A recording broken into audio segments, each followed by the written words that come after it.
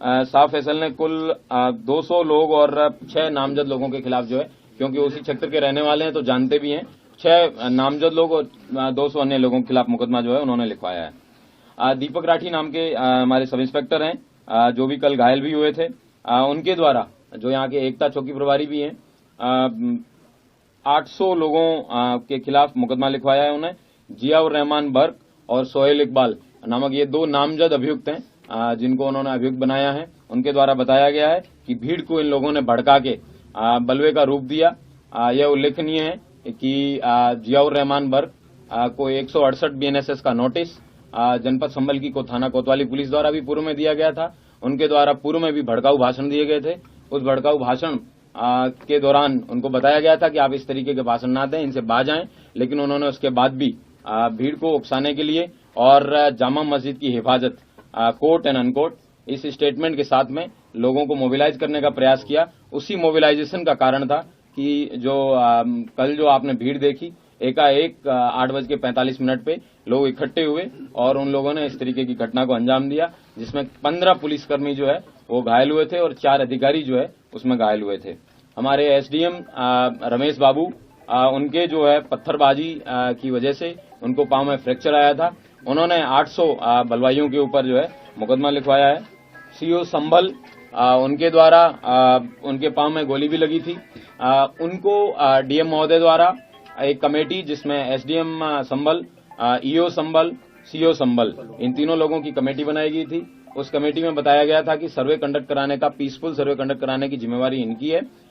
ये जब मस्जिद के पास में जब बलवाई जो है वो आगे बढ़ के उस सर्वे को रोकने का प्रयास कर रहे थे, तब इनके द्वारा भीड़ को मना किया गया, उनको ललकारा गया कि आप अपने अपने गंतव्य वापस चले जाइए। धारा 163 जो कि पहले 144 के नाम से जानी जाती थी वो लगी हुई है, लेकिन उसके बावजूद इसमें फिर भीड़ की तरफ से फायर आया और वो सीओ साहब के पांव में भी लगा। सीओ साहब को बाद में अस्पताल ले जाया गया, उनका ट्रीटमेंट करवाया गया है। उनके द्वारा जो पांव में गोली लगी और भीड़ द्वारा मस्जिद में जाने के प्रयास पे उनके द्वारा जो है करीबन 700-800 अज्ञात लोगों के खिलाफ मुकदमा लिखवाया गया है। चौकी प्रभारी एकता द्वारा जो पूर्व में जो हमने बताया था वो एक अलग मुकदमा, और एक संजीव कुमार नामक व्यक्ति द्वारा उन्होंने भी मैगजीन और टीएसएम, जो टीयर स्मोक ग्रेनेड है, उनकी जो लूट का मुकदमा है वो भी लिखवाया गया है। और मेरे पीआरओ, जिनके पांव में नखासा थाना क्षेत्र में, जो मैं और डीएम साहब जब जा रहे थे, हमारे ऊपर जब ईट से वहां पे घर की 2 महिलाओं ने ईटें दागी और उनके घर के बगल से वहां से जब फायर आया, पीआरओ साहब के पांव में गोली लगी थी।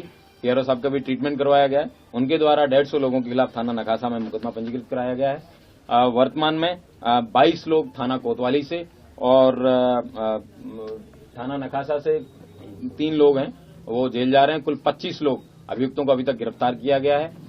ड्रोन के फुटेज की स्टडी कर ली गई है। उनके छोटे छोटे पासपोर्ट साइज फोटोज बनवाए जा रहे हैं और उनको सर्कुलेट किया जाएगा, और जो लोग उनको बताएंगे उनको उचित इनाम भी दिया जाएगा, जो इन लोगों के बारे में सूचना देंगे कि ये दंगाई और बलवाई कौन थे।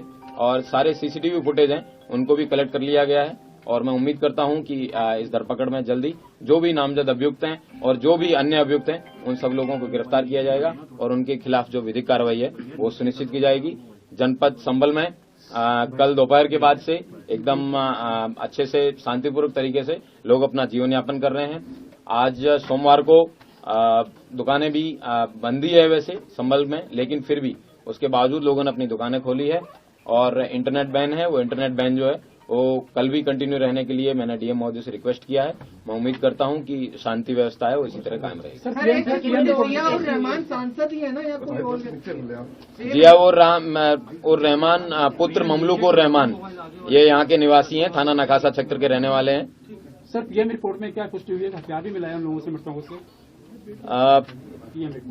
पीएम रिपोर्ट विवेचना का विषय है। ये विवेचक का प्रेरोगेटिव है, इसके बारे में मैं कोई कमेंट नहीं करना चाहूंगा।